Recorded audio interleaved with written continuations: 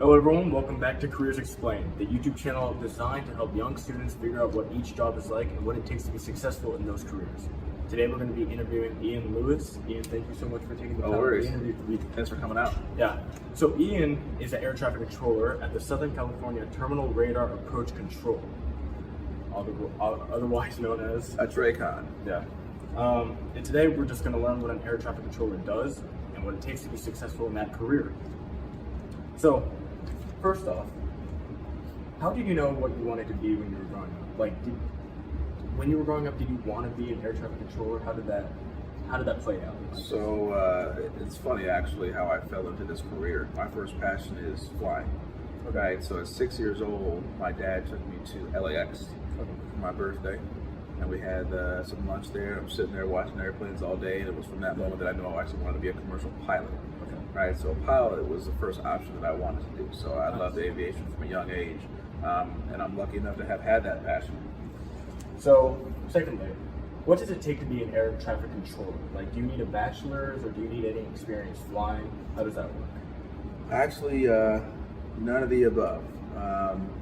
When you apply to the Federal Aviation, they want to see some type of college or working experience to a certain level, but I came in from the military. There's a handful of ways to become an air traffic controller.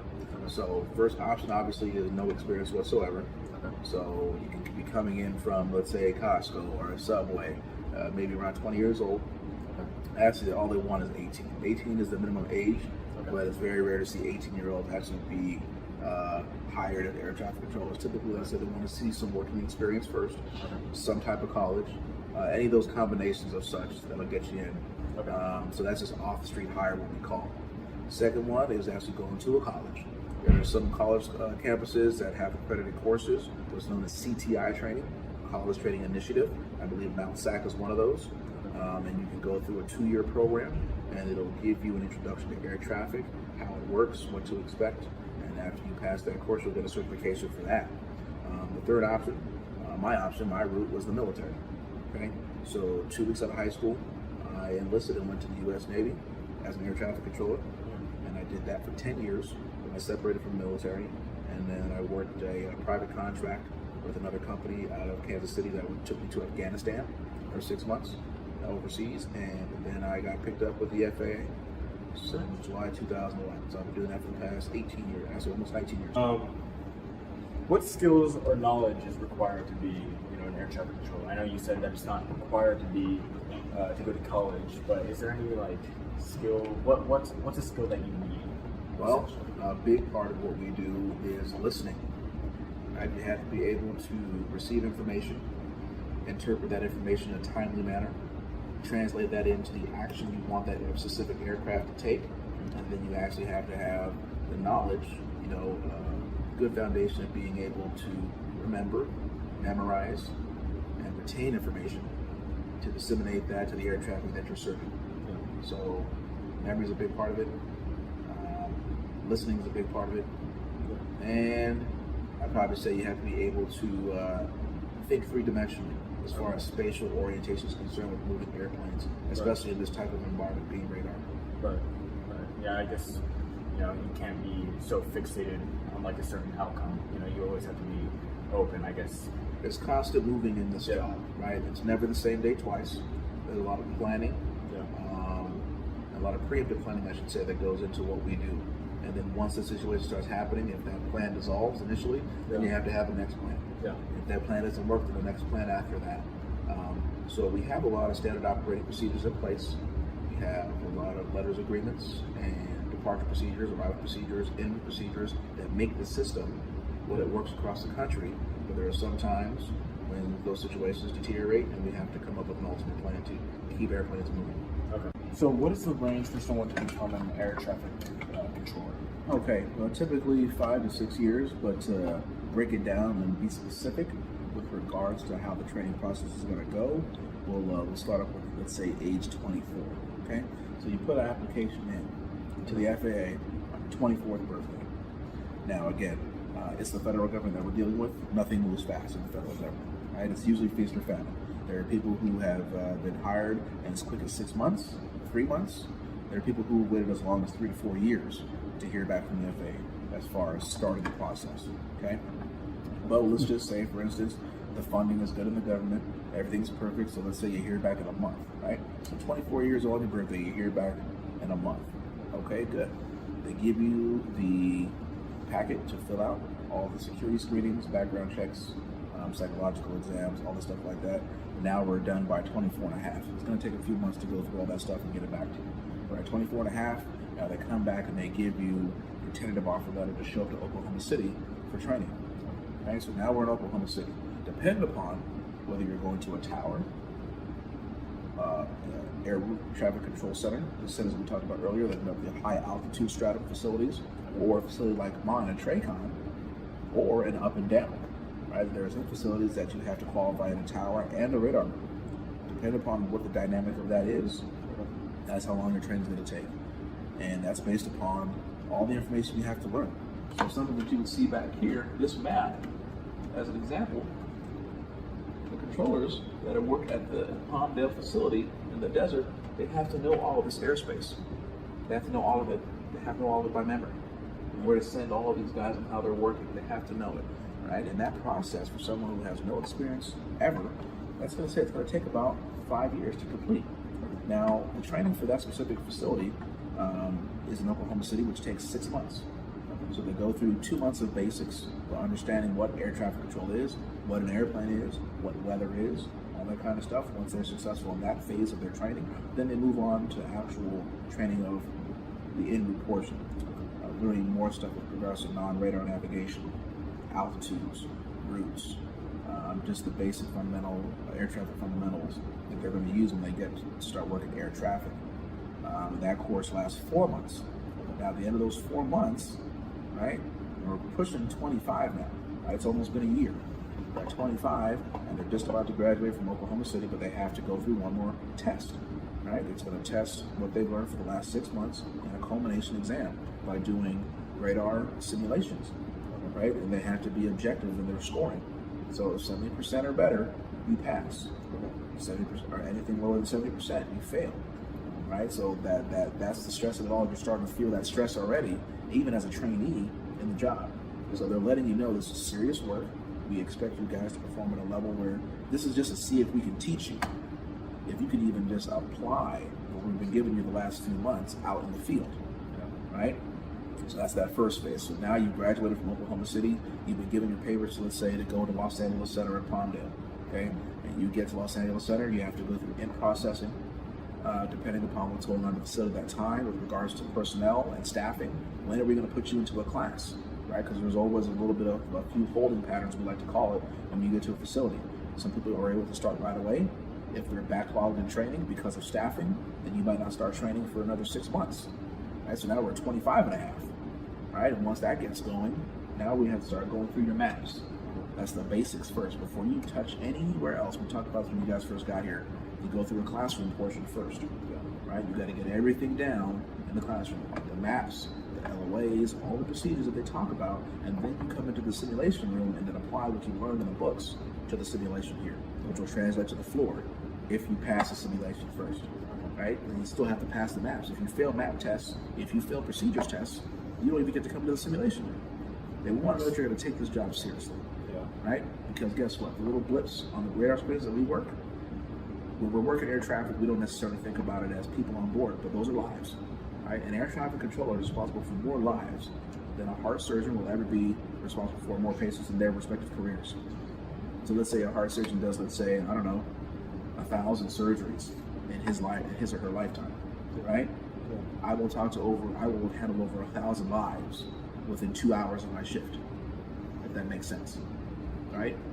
747 holds 600 people. Right, close to 600. A380 holds about another 700 people. And then you throw in a 737, a 757, a Learjet, a Gulfstream. Those are all lives, crossing, climbing, turning, every hour of the day, all across the country. That's what we do. And that's the seriousness of the job. So let's get back to the timeline here. So now we started training at about 26. We're already 2 years into the game, right? Now we've taken all that information and we're bringing it onto the floor. Now we have to go through the process of training, and hopefully we're progressing.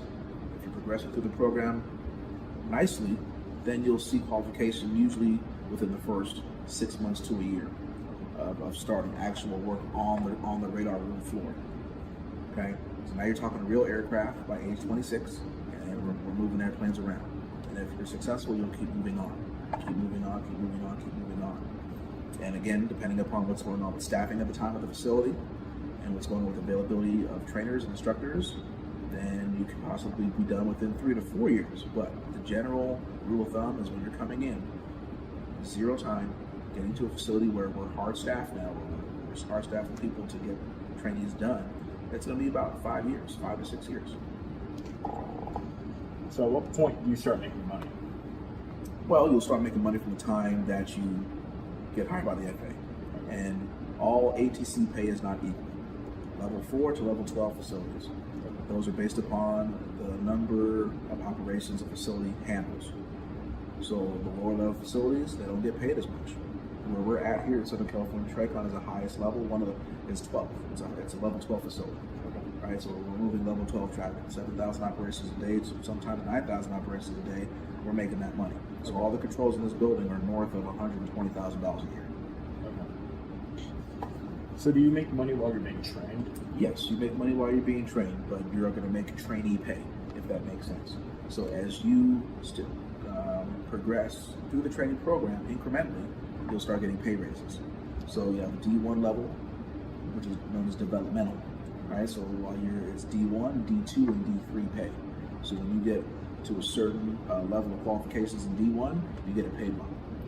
As you continue to train, you're successful, you reach D2. That's another pay bump.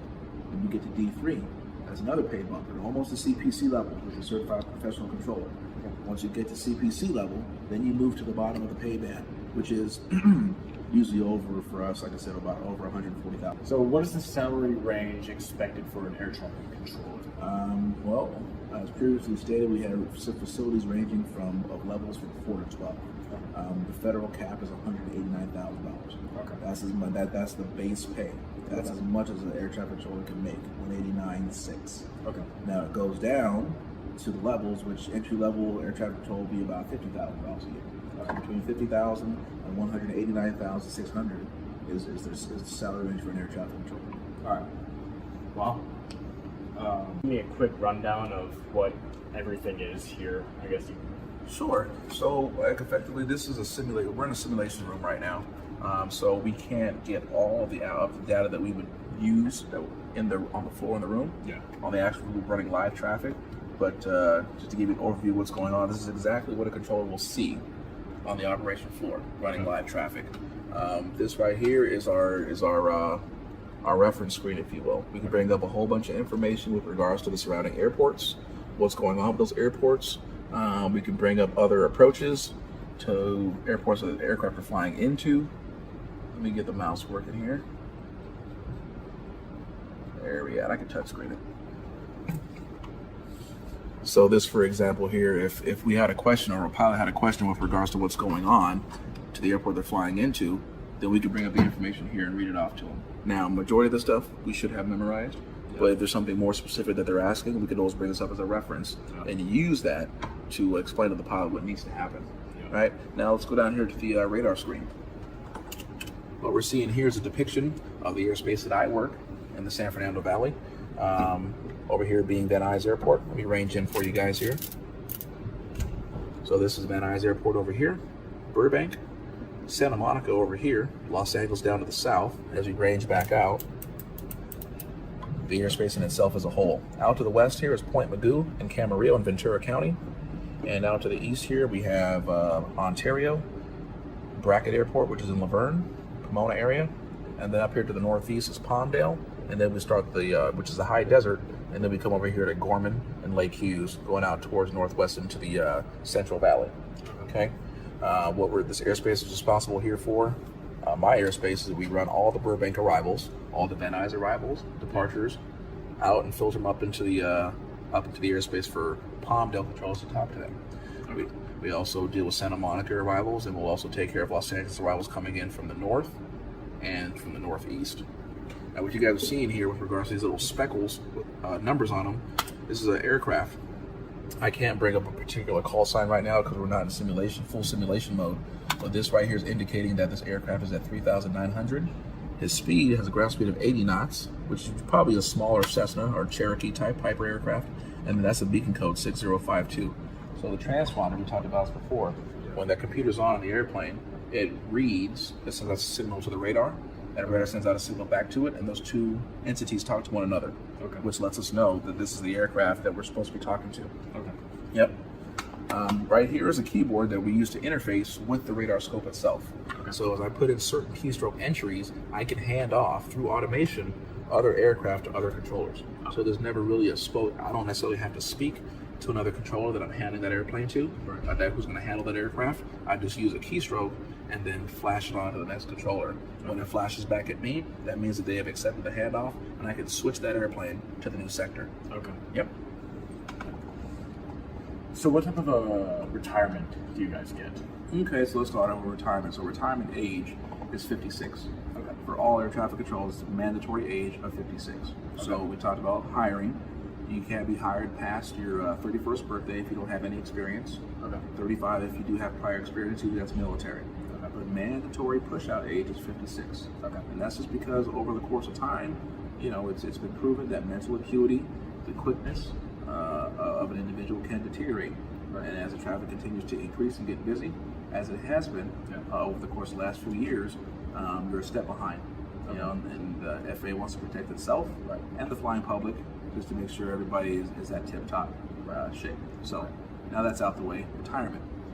We have what's known as a thrift savings plan, right? So that's basically a 401k for us that the FAA matches, right? We can throw about $18,000 up there a year, and we always preach to the controllers, max out, right? If a company's going to match your contribution, you want to max it out. So if you're saving correctly, let's say for instance you're hired at 24 or 20 years old, you should be leaving this job a multimillionaire.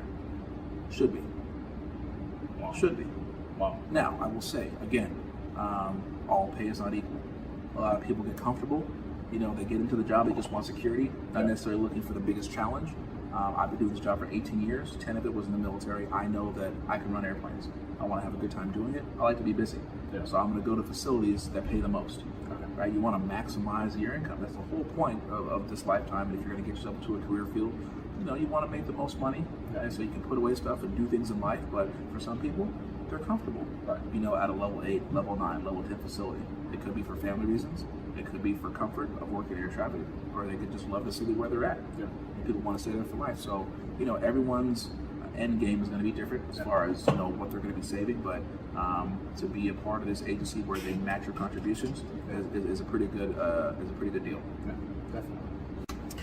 So what percent of your salary do you get after you retire? Typically anywhere between 48 and 52%, depending upon how many years you've done. And for the folks who are prior military, I did 10 years, I can buy my military time back. So if I decide to leave at 30 years, well, guess what? Now it's almost, I've done 40 years because my 10 years translates over to that. So you get a point, you get 1.5 up to 50%, and then a point or percentage after 50%. Yeah. Wow. Well, Ian, thank you so much for taking the time to be an answer. No worries. Thanks for coming. I bet everything of your information will help anyone who's you know, wanting to advance in the career of an air traffic controller. Once again, my name is Alexander Lluch, and this has been Careers Explained. Please remember to like and subscribe, and if you're looking for more careers that you might be interested in, please be sure to check out my other videos and turn on the post notification bell. Thank you so much for watching, and I'll see you in the next one.